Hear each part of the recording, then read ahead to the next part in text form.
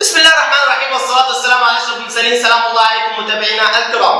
كتير جدا منكم بيجي يقول لي الحق الجهاز بتاعي اخترق، الحق عندي اختراق، الحق الشبكة اخترقت فمن خلال الشبكة قدر يخترق الجهاز، الحق الصور بتاعتي اتسحبت، الهاكر سحبها.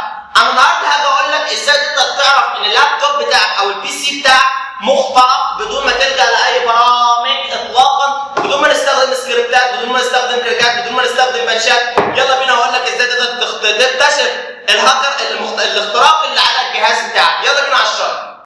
طيب يا شباب، اول حاجه هتعملها ايه؟ اول حاجه هتعملها اول ما تحس ان جهازك اتعرض لاختراق، هتخش تفصل انترنت من الجهاز عندك. يعني عندك واي فاي شغال، عندك اي حاجه شغاله، تقفل الانترنت عشان تقطع الاكسس بينك وبين الهاكر اللي اخترق التليفون بتاعك. طب تاني حاجه هنعملها ايه؟ هنضغط على ويندوز وحرف الار ونضغط نكتب MS config وبعدين نضغط على اوكي. بعد ما نضغط MS config ونضغط على اوكي، نيجي على كلمه بوت ونيجي هنا يا شباب نعمل سيف بوت وبعدين نضغط على اوكي وبعدين نعمل ريستارت للجهاز بتاعنا. بعد ما عمل ريستارت للجهاز يا شباب هنيجي نعمل ويندوز حرف الار ونكتب MRT يا شباب ونضغط اوكي.